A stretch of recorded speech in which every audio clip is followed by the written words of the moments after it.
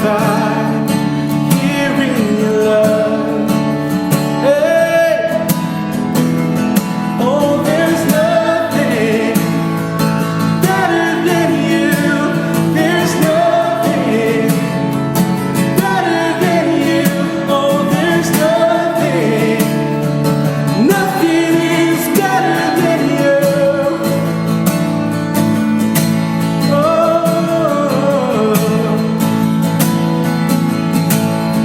and I'm not afraid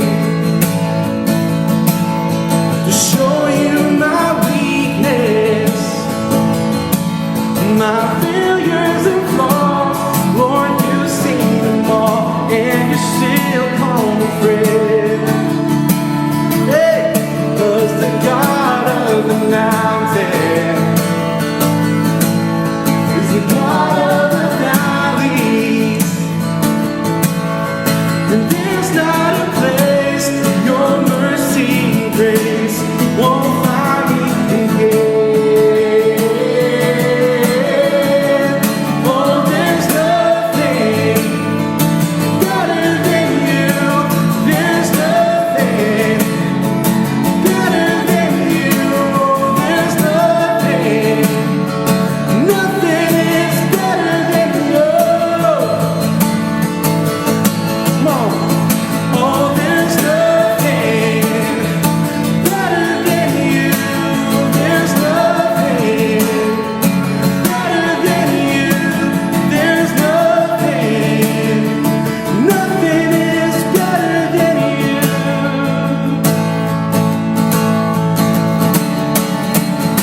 Come on.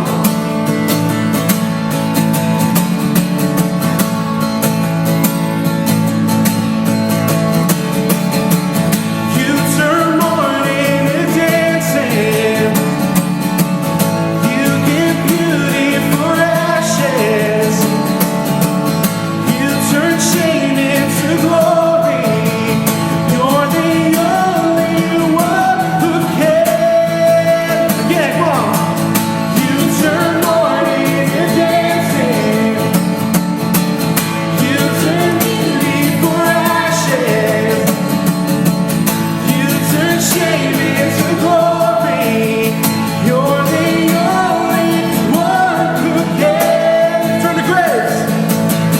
You turn graves into gardens. You turn bones into armies. You turn seas into highways. You're the only one who can. You're the only one who can. You're the only one who can. Oh, there's nothing better than you. There's nothing. Oh, there's nothing. Nothing is better than you. Nothing is better than you. Nothing is better than you.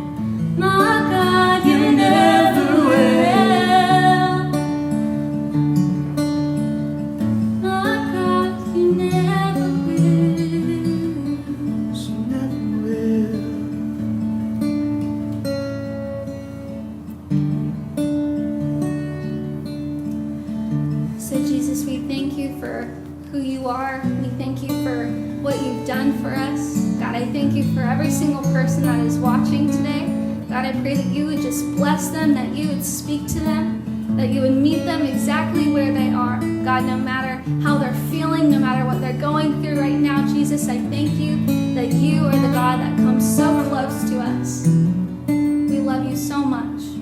And in Jesus' name I pray. Amen.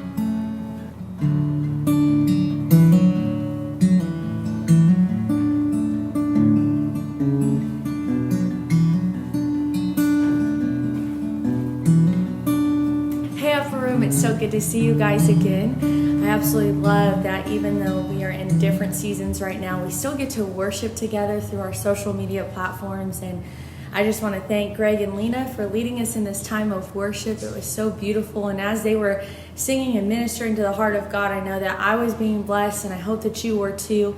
I cannot wait for the day that we get to gather together and worship together. I was just talking to some of our leaders and just expressing how much I miss actually seeing all of you guys. And I know that things are different, but know that we have been praying for you, and we know that God is going to do great things. We're praying that He's doing great things in your life right now, but we believe that He's going to do something great when we come back together.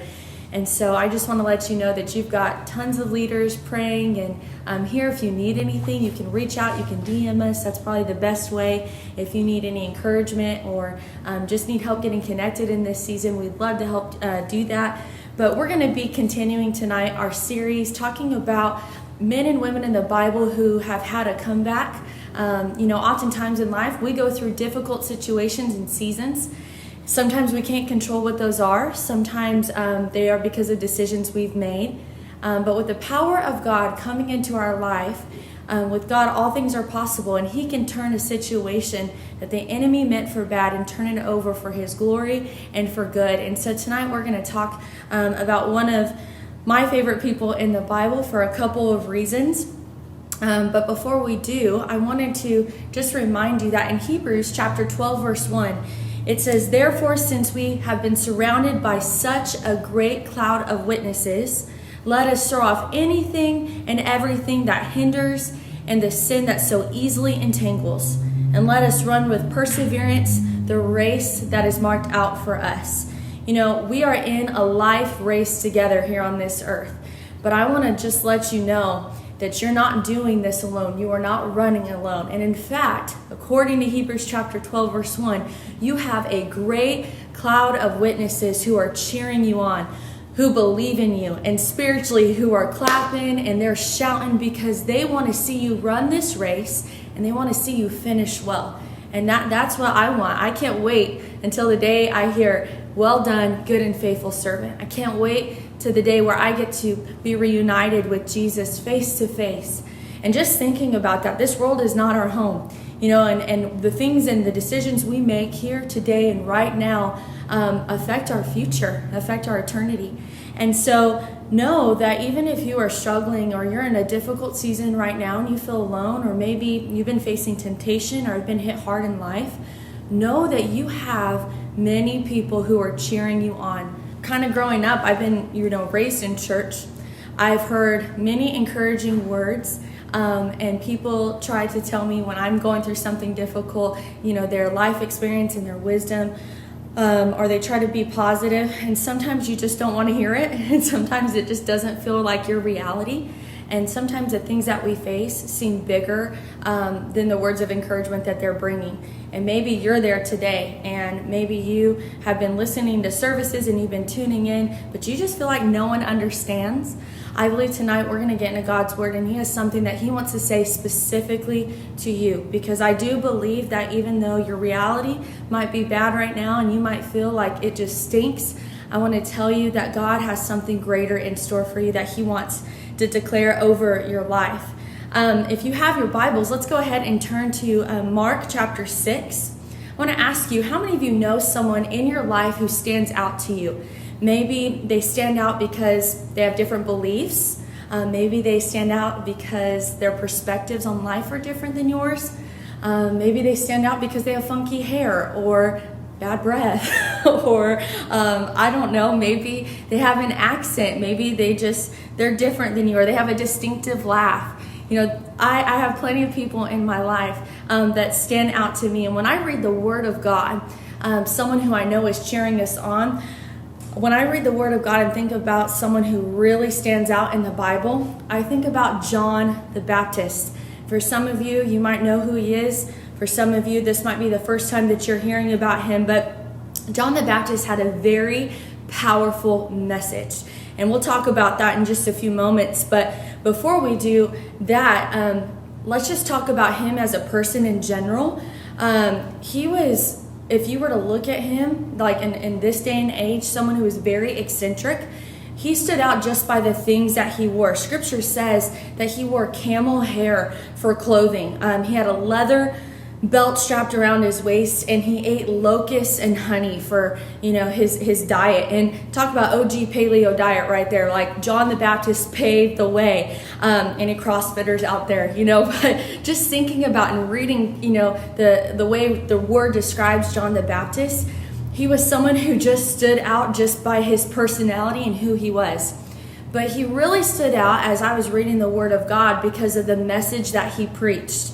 He was a forerunner in Christianity. He was a prophet who didn't just prophesy about the things Jesus would do, but he actually knew Jesus as the Messiah. He saw him face to face. And on top of that, he was Jesus's cousin. I mean, how cool is that to be like, yeah, I'm related to Jesus. I have a cousin named Rich, who's actually our Canyon Hills, San Luis Obispo campus pastor. And there's many times I've been in conversations where people will talk very, very highly of Rich and talk about his messages or certain things that they love about him. And I'm like, yeah, that's my cousin, and I name drop right there. I'm like, yep, we're related, and I'm just going to claim my way to fame, by saying I know him, I love him, he's my cousin. So I can just think about John the Baptist, how cool, like for him, he gets to name drop that he is related to Jesus. He's Jesus's cousin. In Isaiah, John the Baptist, his life was prophesied about. He was the one who got to baptize Jesus. Okay, not only is he his cousin, but he gets to baptize the Messiah. Like, that is stinking awesome. I've got to baptize many people. I will never get to baptize Jesus. That's one thing. I'm like, John, I'm jealous. The things that he got to do in his ministry. Scripture talks about him hearing the voice of God, the actual voice of God. And all these cool things happened in his life. But the beginning and the end wasn't the best part of his life. I believe it's right here in the middle where we're going to pick up today in Mark. Because John was involved in a scandal. And so some of you, I'm going to tell you, the Bible is full of really juicy, dramatic stories. So if any of you feel like, man, the Bible's just boring, or I just fall asleep, I don't know what you're reading, because there is tons of cray-cray things that happen in the Bible. They're like, if this would happen right now, oh my goodness, there'd be, TV shows about it. But here is John the Baptist, and he's caught in this middle of a scandal, and he's preaching his word, and he's preaching it with grace and truth, but he's a very zealous guy. And the theme of his message is repent, for the kingdom of God is near. And so here he is after, he's preaching and he's declaring the mighty word of God, but he's caught in this scandal with King Herod. And at this time, King Herod was the governor in the region, and he was married to his first wife. But all of a sudden, King Herod started taking a liking to his brother Philip's wife. And it gets even more juicy. His brother Philip's wife starts taking a liking to him. So Herod leaves his first wife, and here is John the Baptist, and he is proclaiming truth. He's the type of guy who, if he sees sin, he's going to call it out for what it is. He's like, I don't care. This is right. This is wrong. This is black. This is white. And so here's John the Baptist caught. He's seeing, obviously, the king at the time, who has authority, power, and influence, right, in the middle of this scandal. And this is where we read right now in Mark chapter 6, starting with verse 17. It says, "For Herod himself had given orders to have John the Baptist arrested. He had bound him and put him in prison because of Herodias," which this is the girl that now King Herod likes. First of all, can we just stop right there? I might have pronounced her name wrong, But man, how would you like it if your name was Herodias, you know?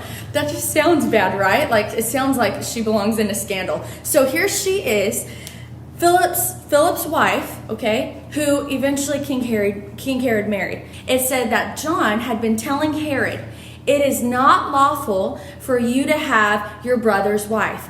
Now, me just reading this story, because I try to add personality when I read the word, and thinking about this, John is very black and white. He's very matter of fact. Let me tell you how it is. So he's probably like, yo, Herod, it is not lawful for you to be with Philip's wife. Like, what are you doing? You need to say peace and blessings, cut it off.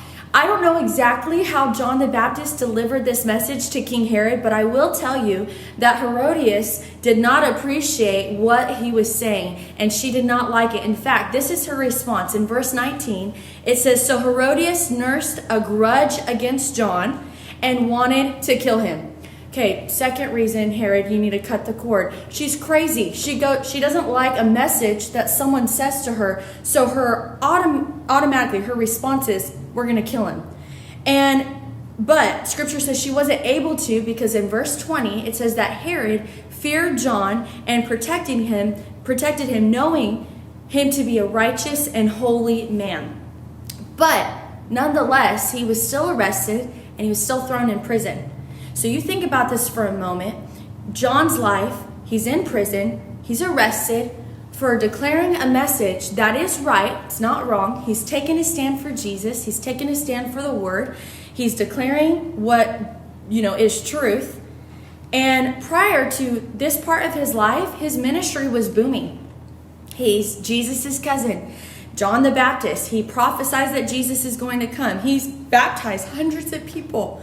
He is doing all these things, and all of a sudden, now he's in prison because of the ministry that he was basically doing and the message that he was preaching. And I thought about that for a moment.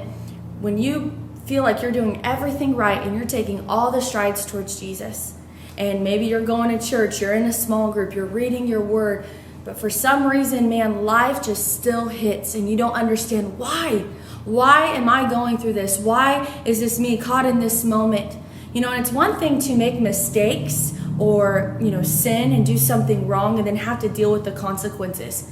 But it's another when life just knocks you down and you feel so discouraged and don't understand why. What did I do to deserve this? And his life didn't look the way I'm sure that he imagined it to be. I mean, being related to Jesus and Jesus's cousin, you would think like you have first in, like all the stuff, you get all the words of wisdom and the tips and the tricks. I would just, if I was John the Baptist, I'd be like, yeah, I'm with Jesus, like JC and JB Ministries, like coming at you. Like, I would blow it up. I would make all these plans to partner with Jesus. Hello, he's the best ministry partner ever. Like, he can heal everyone, he can set everyone free. You just have to go and tag along with him.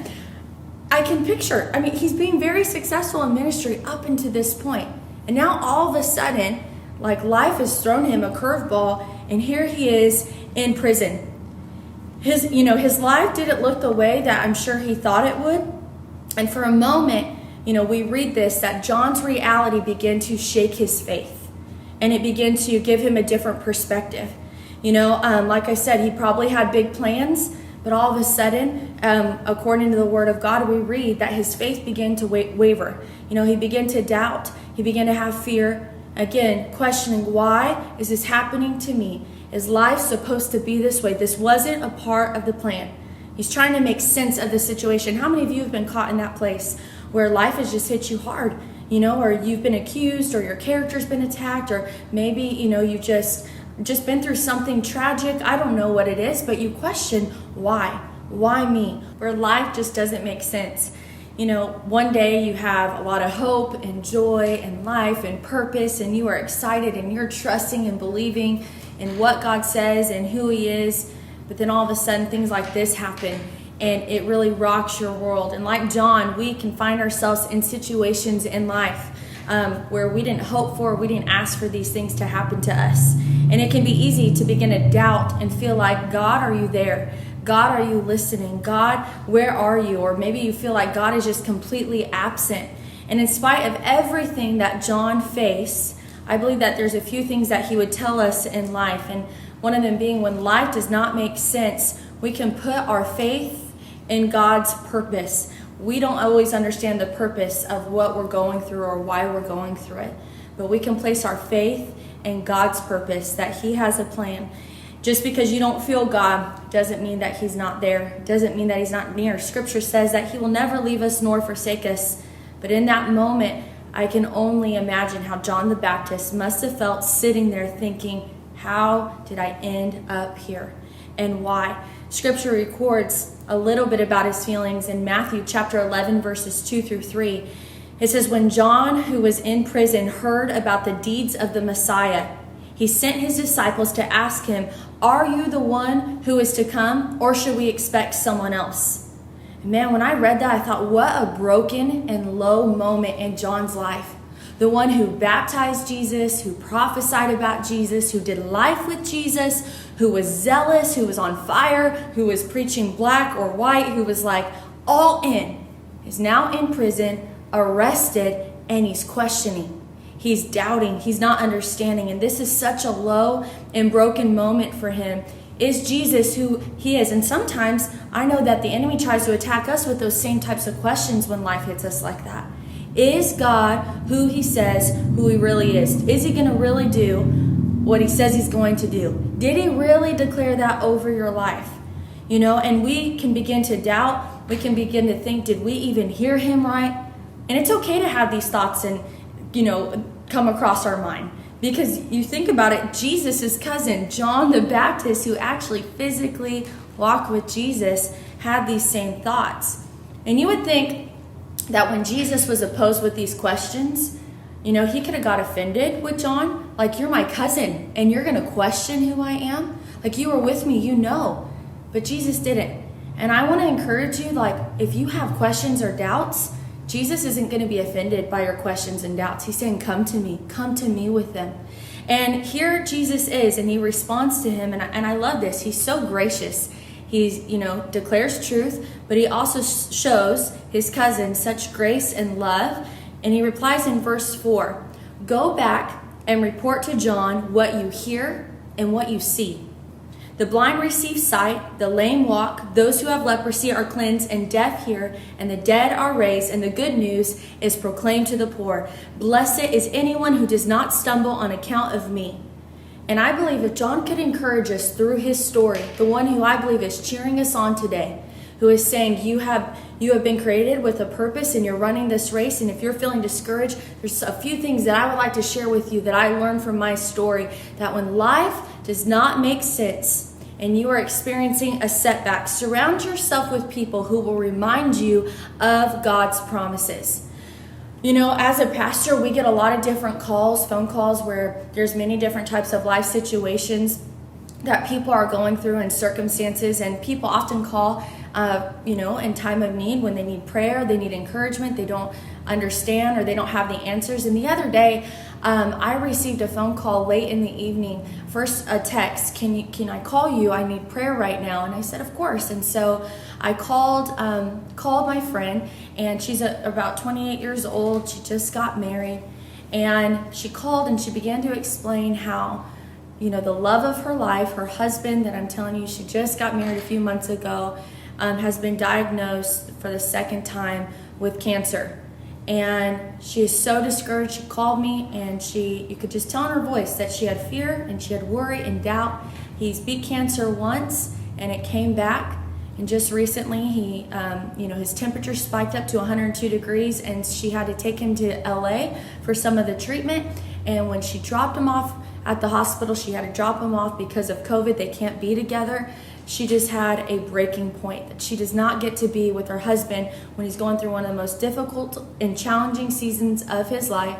And I could hear in her voice, you could hear it quivering, and her just so discouraged, thinking, why?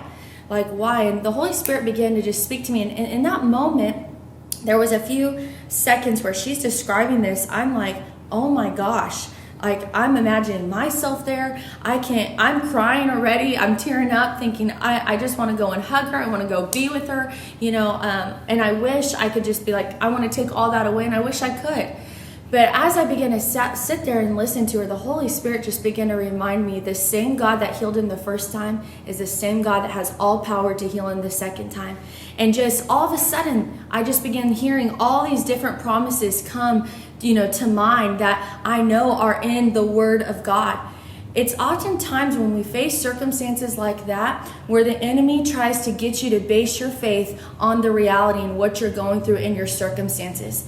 But I want to encourage you, do not base your faith on your circumstances. Base it on the Word of God, the promises of God. Genesis chapter 50, verse 20. I opened up with this. But as for you, you meant evil against me, but God meant it for good, in order to bring it about it is this day to save many people alive.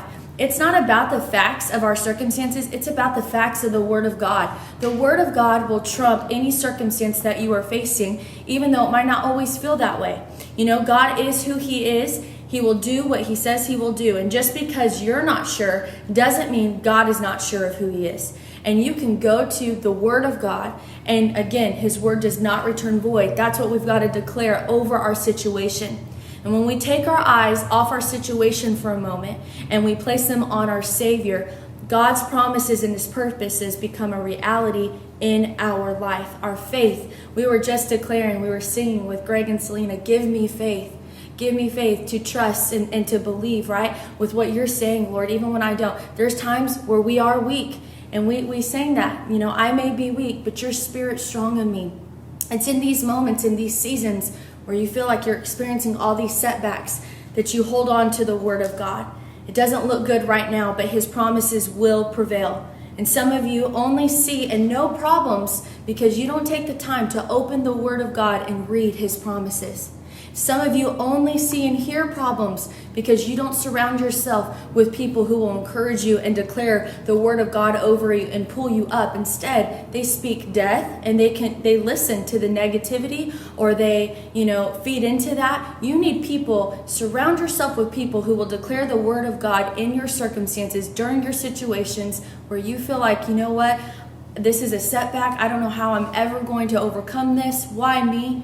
Get around people who will speak life over you. Romans chapter 10, verse 17 says, consequently, faith comes from hearing the message, and the message is heard through the word about Christ. I want to tell you that I hear many things that I don't always know what to say or the answers to. And there's things that I've went through in life that I don't always understand why, God. But I promise you, instead of always questioning why, begin to question, what is it, God? Not why am I going through this, but God, what is it that you're trying to teach me in this moment? Begin to change the way that the questions that you ask the Lord. And I really believe He will begin to answer you. He will show you the things He's trying to teach you. A lot of times when we surround ourselves with people who will speak life over us, we might not always believe it, but that's okay. It's getting into our hearts. It's getting into our minds. Those seeds are being planted. And it's okay if you don't have all the answers right now. God does. And our faith is not based on our own ability and what we can do, but it's based on His ability and what He can do. And I'm telling you, our God never fails. Never. We've got to know God's promises. Jesus goes on to say, don't just tell John what you heard, but also what you have seen. So it's powerful when you experience what God is actually doing. It's one thing to just read about it, but it's another to actually experience that power. And part of that is you getting out of your mundane life or your normal routine and partnering with the Lord in what He is doing, stepping out and saying, I want to be a part of what you're doing, God, and watching His power work in you and through you to do great and mighty things. And so, looking back at many times in my life when I was very discouraged or I was experiencing a season of setback, some of the greatest moments where God turned that around is when I attended an outreach or I went to a service and I would see the power of God begin to move in people's lives. And it wasn't like, oh, okay, yep, I did the right thing, I'm going to check that off. It became a mindset. It became part of my heart posture that I want to be a part of what God is doing. I want to be a part of whatever His hand is in. And God really will show up and He will show Himself to be real. Just a couple weeks ago, Upper Room hosted an outreach, and they partnered with Canyon Hills, our main campus, and City Serve. And they went out to these low-income apartments, and they went out to be the hands and feet of Jesus.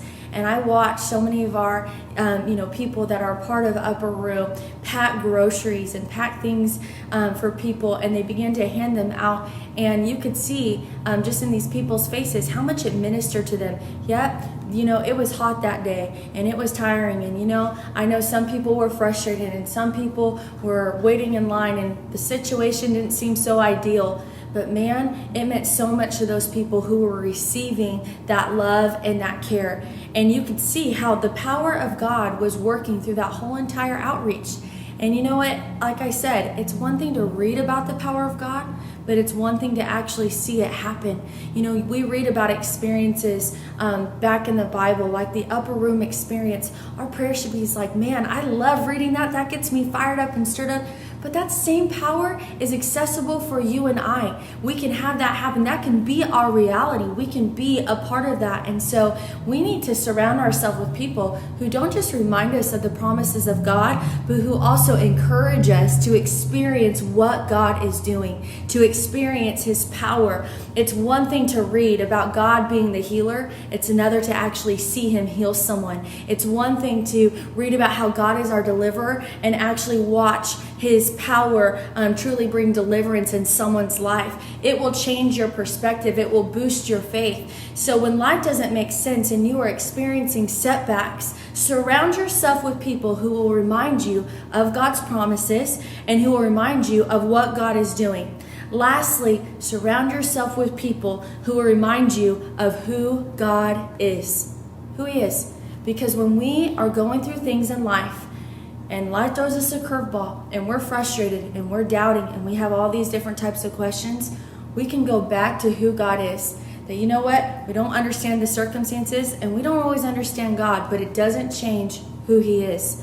God doesn't change based on our doubts, our worries, our fears, or anything we're going through. He's God. Scripture says He's the same yesterday, today, and forever. In Matthew chapter 11, verse 6, it says, "And blessed, joyful, favored by God, is he who does not take offense at me, accepting me as the Messiah and trusting confidently in my message of salvation." If God never did anything for us ever again, except what He already has done, sending His one and only Son to die for our sins, it is enough. It is enough for us to know that God, the God that we serve, is a loving Father who loves us, who has a plan and a purpose for our life. In fact, He sent Jesus to die for our sins, but also so that Jesus would bridge that gap so that we could have a relationship with our Father, so that we could be one with Him. John would encourage us to surround ourselves with people who would encourage us with the promises of God and remind us of those, to experience what God is doing and to remember who God is. When we know the promises of God's word, we can walk out confidently in the truth no matter what we're facing. God's word will come true. It will come to pass. God's word isn't meant to just be a part of our lives. It's meant to inform every aspect. Also, when we see what God is actually doing and we step in and we partner with Him and we become His hands and feet, it's easy for us to take our eyes off our current situation and put them on our Savior and His promises and watch His power begin to work. There's nothing like a good God story. When you see God work in someone's life or transform them, I don't know about you, but man, that rocks my world. I get so encouraged and excited, and it reminds me even who I believe in and why I believe in Him. It's extremely powerful. But lastly, surrounding ourselves with people who will remind us who He is, who God truly is, who our Father is, who He claims to be. Again, Matthew 11:6. Blessed is the one who does not take offense at me, right? Who believes in the salvation message. Even when life doesn't make sense on this side of eternity, Jesus is our living hope. He is our confidence. Scripture says in Hebrews chapter 12, verse 1, I'm going to keep on repeating it because it's so good. It's a great reminder for where we are right now. It says, therefore, since we are surrounded by such a great cloud of witnesses. Scripture doesn't say that these were a perfect cloud of witnesses. God uses imperfect people. John the Baptist had doubt. He had he worried. He didn't understand. He had fear. He questioned who Jesus was. But guess what? Scripture says that there's a great cloud of witnesses who are cheering us on. Scripture says, let us throw off everything that hinders us and the sin that so easily entangles us, and let us run with perseverance the race that is marked out for us. This is a season, we have been declaring this for the past 4 weeks. This is a comeback season. A comeback season doesn't have to happen when all of a sudden all these regulations are lifted, when COVID is officially over. The comeback season is now, because we serve a comeback God whose power and authority is not limited by circumstances or things that we are facing in the world. Part of the comeback story for some of you today specifically is you just coming back to Jesus. There's some of you, maybe you've given your heart to him before, but you haven't been living for him. You know, you haven't been stewarding your relationship with him. You know, again, I love this phrase that people say that, you know, Jesus isn't a religion, he's a relationship. But man, a relationship, you know, you won't really have a relationship with someone that you don't talk to on a daily basis, you know, that you don't spend time with. And there's some of you, maybe you've said the sinner's prayer, but you're not in a standing relationship with the Lord. I believe today that God is saying, come back to me. You know, there's some of you, maybe you've never made that decision to have a relationship with him. Today's your day, you know, part of your comeback. And there's people who are cheering you on, saying, come on, you can do it. You're going through life and you feel like you're going through it alone, but you're not. The God of heaven is on your side and he believes in you. And so if that's you today, if your heart's far from God, if you've turned away from him, or maybe you've never given it to him, I believe today is the day where God is asking you. He's saying, would you make me the Lord of your life? Jesus came to this earth, right? He lived this sinless life, and he died a very painful and crucial and brutal death, not for just one person, but for all of mankind. He died, he was the sacrifice, and he took our place so that we could be forgiven of our sins, but so we could also have a relationship with him. And today he wants to remind you that he loves you and he's never left you, and he's saying it's time that you come back. So if that's you today, wherever you're at, it's very simple. All you have to say is, Jesus, I need you. I give you my heart. You know, just confess with your own words that you believe in who he is and what he did, and that he died on the cross and he rose again 3 days later. Ask him to be the Lord of your life. And I promise you, when you call upon the name of the Lord and you believe and you repent, he will become your Lord and Savior. And he doesn't have to, he wants to. He wants to come into your life. He wants that relationship with you. And so today, we're going to close in a few moments, but that is a prayer that you don't have to be in church to pray. You don't have to have a lot of people watching you. It's right there wherever you're watching. Jesus is with you and he hears you. There might be some of you today where you need to come back to the Lord with your confidence in your faith.